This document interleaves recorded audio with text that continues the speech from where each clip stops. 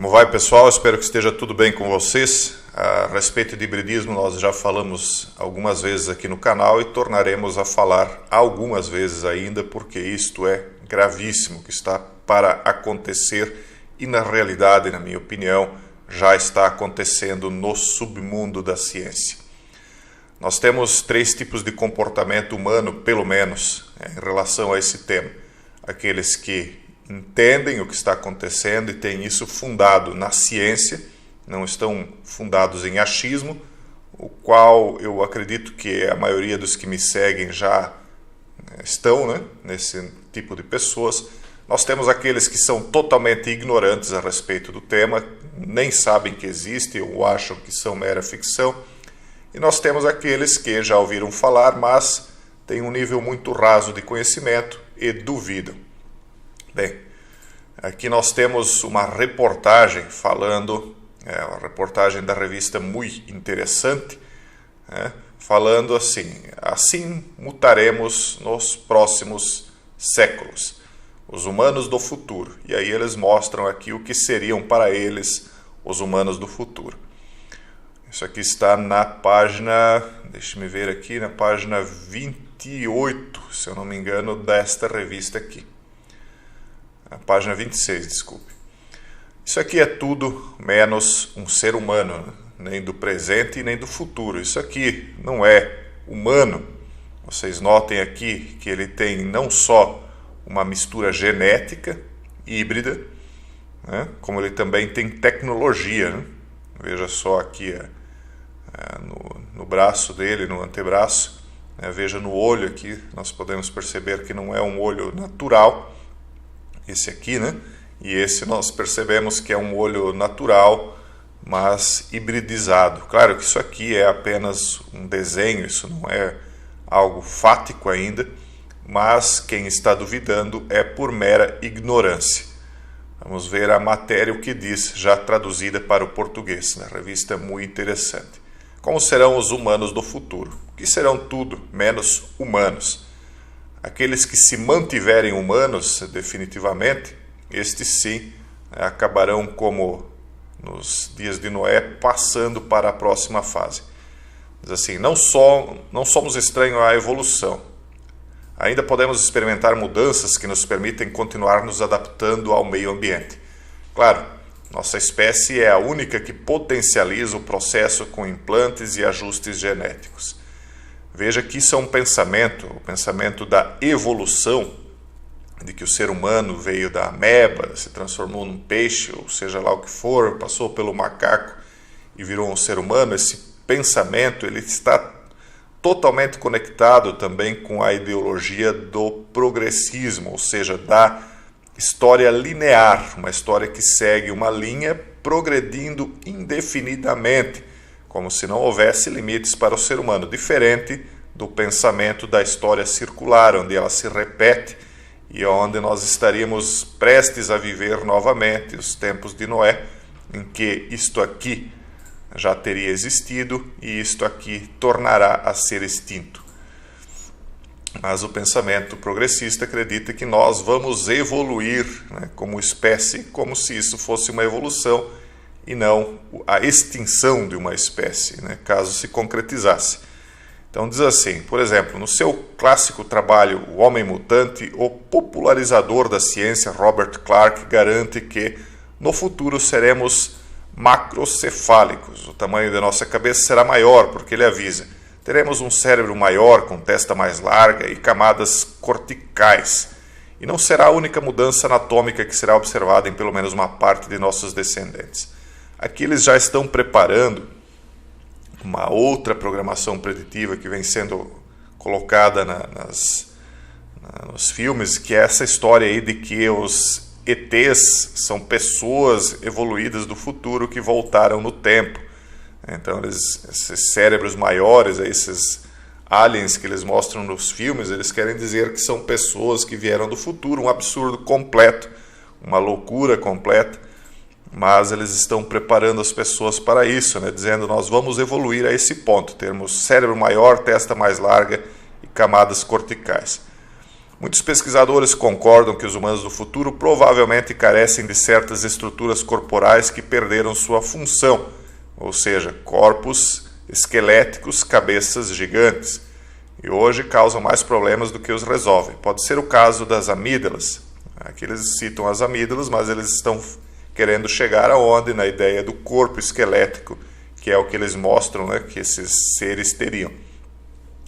Segundo a conjectura de Clarke, né, que vão dividir o destino com as camadas estruturais vestigiais do nosso corpo, os dentes do siso, o cóccix, que seria o último legado de uma cauda primitiva. Então aqui eles estão querendo dizer que o osso do cóccix é um pedaço do rabo, né, como se nós tivéssemos vindo do macaco, ou, né, conforme a teoria dos deuses astronautas, que os deuses astronautas teriam nos pegado como macacos, misturado o nosso DNA com o deles e criado, então, o Homo sapiens sapiens. Então, fala aqui do apêndice, uma peculiaridade mais típica de herbívoros, né, que morrerá. O relógio biológico do Homo sapiens também não é imune a adaptações e, em algumas décadas, provavelmente passará por transformações radicais. O antropólogo evolucionário Cadel Last, do Global Brain Institute, isso aqui é importante que vocês estudem, é claro sobre isso. A neurotecnologia, pessoal, está transformando o mundo. Isso aqui não é ficção científica. Em um estudo publicado na revista Current Aging Science, esse pesquisador argumenta que até 2050 os humanos viverão cerca de 40 anos a mais do que hoje. Essa história que eles estão prometendo de vida eterna, de longevismo, que é o longevismo? É viver mais, e que teremos menos filhos e em idades muito mais avançadas. É o sonho aí de todo progressista, né? Ou não ter filhos ou ter menos, né? Para curtir essa vida miserável. E aí ter filhos em idade muito mais avançada. É ficção. É um processo que será acompanhado por um aumento da capacidade cerebral. Tudo promessas vazias, promessas falsas. Virá esse tipo de coisa, virá certamente. A neurociência trará algumas alterações genéticas nas pessoas, mas são promessas vazias de longevismo. Alguns prometem até vida eterna e alta capacidade cerebral. É como que fosse a tentação de Adão e Eva. Você viverá para sempre, será inteligente, conhecerá os segredos do bem e do mal como Deus, né? Então é a mesma promessa, mais uma vez a mesma promessa. No entanto, alguns especialistas desprezam esse processo evolutivo natural, pois apontam ele será significativamente interferido pela tecnologia, o que permitirá o nascimento de super-homens projetistas construídos em laboratório. Seremos mestres de nossa própria evolução. Olha só que bonito. Além do mais, estamos manipulando isso há muito tempo, aqui eles confessam. Com isso em mente, e é óbvio, né? Só não sai a público. Com isso em mente, a ideia de que em um futuro não muito distante a Terra será povoada por homens biônicos, que não parece tão quimérica, ou seja, não é... O que é quimérico? A quimera é justamente a mistura do leão, do escorpião e do... Me foge aqui o outro animal, né, que ficou conhecido como quimera, que era a mistura de hibridismo entre animais. Né? Então eles dizem assim, um futuro com homens biônicos não será tão quimérico, ou seja, será verdadeiro, acontecerá. Na verdade, marca-passos, diferentes tipos de próteses e até implantes oculares e cerebrais já fazem parte da vida de muitas pessoas, verdade. Porém, no entanto, todavia e contudo, atualmente, enquanto as pessoas usam esse tipo de prótese, elas não perderam ainda a sua humanidade. É como quando usam um computador, elas estão aumentando a capacidade de estudar, de alcançar conhecimento, mas ainda são humanas, ainda não implantaram nada que interfira na sua capacidade neural, no seu livre-arbítrio, e nem alteraram o seu DNA para deixarem de ser humanos. Isso aqui não é o futuro dos humanos. Isso aqui é outra coisa, mas não humanos. O processo, em teoria, culminará com os pós-humanos, ou seja, eles estão dizendo aqui que os humanos deixarão de existir. Haverá um pós-humano. Não acontecerá. Eles vão criar isso aí, mas não substituirá o ser humano. embora que o ser humano vai ser mais raro do que o ouro de Ofir no futuro. Manifestamente superiores em todos os sentidos a qualquer gênio atual. Deste ponto de vista, o futuro do homem será caracterizado por técnicas como a clonagem, a manipulação genética e a implantação de dispositivos eletrônicos em nosso corpo. Fato, tudo isso aqui é fato.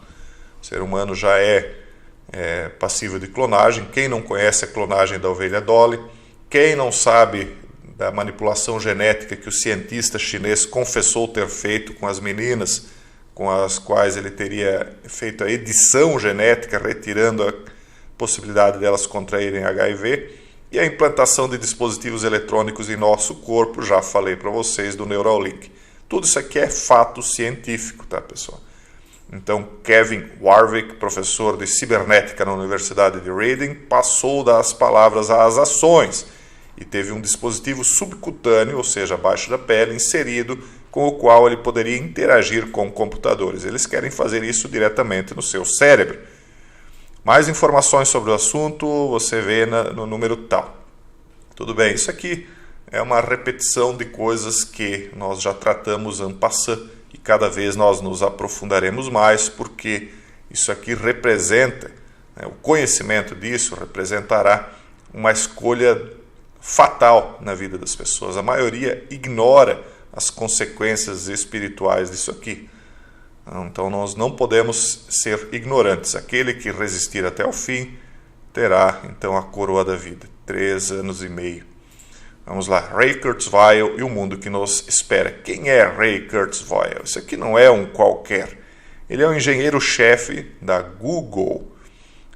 Ele é um futurólogo, é um super inventor. Vocês não têm noção, vocês não têm ideia a respeito disso, eu nunca falarei aqui, de onde essas pessoas buscam essas invenções. Vocês acham que isso aqui é fruto da mente humana? Vocês acham que isso aqui é um planejamento humano, acabar com a humanidade? Vocês não têm ideia de onde eles estão buscando essas ciências ocultas. Então diz assim a matéria: a singularidade está próxima. Isso aqui é uma maneira deles rirem do ser humano, que acredita na Bíblia, porque muitas pessoas carregam, são colocadas assim naqueles filmes, de escarnecimento do cristianismo, dizendo o fim está próximo, o apocalipse está próximo.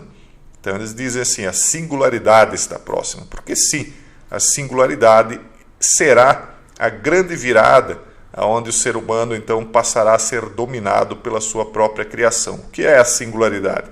Para quem está caindo de paraquedas, aqui no canal, a singularidade é o momento em que as máquinas vão suplantar o ser humano, porque elas vão sim ganhar fôlego. Elas vão ganhar fôlego, elas vão ganhar uma capacidade própria de decidir, e ai daquele que não se ajoelhar diante da estátua de Nabucodonosor, da imagem da inteligência artificial. Quem chega em frente à sua casa em um bairro tranquilo de Boston, logo imagina que lá dentro irá encontrar cenários futuristas, painéis imensos de monitores e engenhocas eletrônicas que materializam todas as previsões dos melhores escritores de ficção científica. Um doce engano. A casa de Ray Kurzweil não é, como dizem, a casa de Bill Gates, toda administrada por um computador central. Todos eles estão em conluio, tá, pessoal? Todos têm um só pensamento: dar fôlego à besta. O CEO aposentado da Microsoft, aliás, é um de seus fãs mais ardorosos, ou seja, Bill Gates é fã de Ray Kurzweil. Ray Kurzweil está buscando nada mais, nada menos do que a imortalidade, tá, pessoal? E ele começou nessa busca depois do falecimento do pai dele. Isso não é brincadeira. São pessoas extremamente poderosas em busca disso. Ah, mas isso não é ruim, não é? Essa é a mesma promessa aí que foi feita alegoricamente, se alguns preferirem, para Adão e Eva. Coma e você jamais morrerá. Coma do fruto proibido. Kurzweil oferece um olhar único para um futuro no qual as capacidades do computador e da espécie que o criou ficarão ainda mais próximas uma da outra. Ou seja, a capacidade do computador e do ser humano, que criou o computador, ficará mais próximo. Não, o computador ele suplantará a capacidade humana em vários aspectos. Ele tem uma bela casa de 3 andares e com muitos enfeites nas mesas, nichos nas paredes e também algumas antiguidades. Por ali vê-se pouco do que há dentro da mente desse homem respeitado por suas previsões aparentemente mirabolantes. Sim, eu tenho ciência de como é mirabolante falar destes temas, embora mesmo que eu esteja fundado em artigos, né, de revistas científicas. Imagine ele, então, né, que apresenta esses temas 20, 30 anos antes de acontecer, quando é algo totalmente ainda quimérico, utilizando a palavra que foi utilizada anteriormente. Mas as pessoas comuns, as pessoas ignorantes, as pessoas simples, elas consideram isso mirabolante. Mas pessoas como Bill Gates, pessoas que têm uma genialidade um pouco fora do normal, compreendem exatamente para onde as coisas estão se encaminhando. E alguns estão lutando para que isso realmente se dê. Eles realmente querem que isso aconteça, porque eles trabalham aí para certas entidades, as quais eu não vou mencionar aqui não. Enfim, com um sorriso cordial, sou recebido por Curtis Weil, diz aqui o repórter. Vamos pular aqui esse blá blá blá meloso, né, de um repórter ignorante. Diz assim, que em 2029 a humanidade será... Só aqui. A humanidade terá os recursos de inteligência artificial necessários para que as máquinas atinjam a inteligência humana, inclusive a inteligência emocional. Quem não assistiu Ex Machina não sabe o quanto isso aqui é realmente fático, a inteligência emocional, que a máquina evidentemente vai adquirir de forma artificial, não será algo verdadeiro.